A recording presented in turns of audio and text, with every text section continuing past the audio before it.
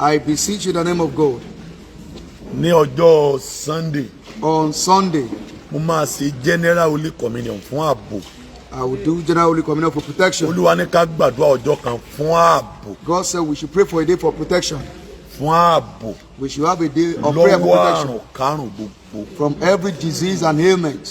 Ẹ̀yin tí àìsàn kan bẹ nínú àgọ́ yín. If you are in a state of sickness. Tó bá jẹ́ abroad ló wà. If you are in abroad. Kìí ṣe wáìnì ilé tí ń pààyàn yẹn ni wàá lọ wá o. You don't have to look for that alcoholic wine. Wàá lọ wá holy communion wine. Look for holy communion wine. Wàá dẹ̀ wá kíni àkàrà ìwú yẹn. And the bread. Wàá wálẹ̀. Make provision for it. Màá gbàdúrà lórí ẹ̀ náà lóru. I will pray on it. Ààbò. Protection. Mo gbọ́ nígbà mẹ́ta létí mi. I heard it 3 times. Pé ẹ gbàdúrà. I pray. So pé ọ wà ní online ni. Whether you're online. Ọ wà anywhere. Or anywhere that you are. Ó di after tá a bá parí àdúrà yẹn. It is after prayer. Ní 1. When it is 1. Lọ́jọ́ Sunday kó tó jẹun. PM on Sunday, that's when you can eat.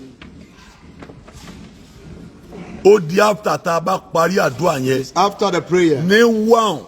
By 1 PM. Kó tó jẹun. That is when you can eat. Anybody.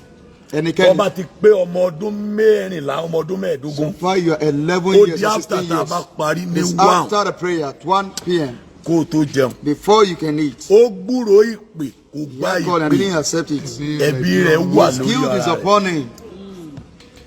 Ó gbúròó ìpè, He kò had gbà done it, but he ìpè. accept it. Ẹ̀bi ẹ̀ ń bẹ lọ́rùn rẹ̀ o. His guilt is upon him. Ó gbúròó ìpè, kò gbà ìpè. Ẹ̀bi ẹ̀ ń bẹ lọ́rùn ẹ̀ o. Alóore ti ké o. Bọ́n bá wá lé èèyàn tó súnmọ́ tí. If you have someone that is close to you, sọ fún pé ọjọ́ tell Sunday. him or her on Sunday, A gbàdúrà lórí ààbò. we shall pray on protection. Ẹ sà. Sir, Àwọn kan ń ṣe àìsàn Some ògbólẹ̀ people, fi ń live they are death sick, mọ́. they live on drugs, that's why you don't Àwọn know. kan wọ́n pa wọ́n lápasára. Some, they kill Àwọn kan them. wọ́n fi Why ọfà they tí still wọ́n alive? dágbà àtàkókò sí sí wọn nínú. Some people, they deposit arrow that have Àwọn appointed time in kan their àgọ́ body. ara wọn ò dá pé Some mọ́. people, they are no more healthy. Ọlọ́run pé òun fẹ́ fi ẹ̀jẹ̀ òun ṣe ìbẹ̀wò. God said he want to use his blood for visitation. Ẹnì kan tí tó bá wà. Any country Tó that bá you ti are. tó aago tá à ń pè ní aago 12 alẹ́ Saturday ní Nàìjíríà. Má jẹ mọ́. Nígbà bá parí níjọ́ Sunday kọ́ jẹ níjọ́ Sunday. Tó bá ti aago tá à ń pè ní aago 11 Nàìjíríà. Lálẹ́ má jẹ mọ́.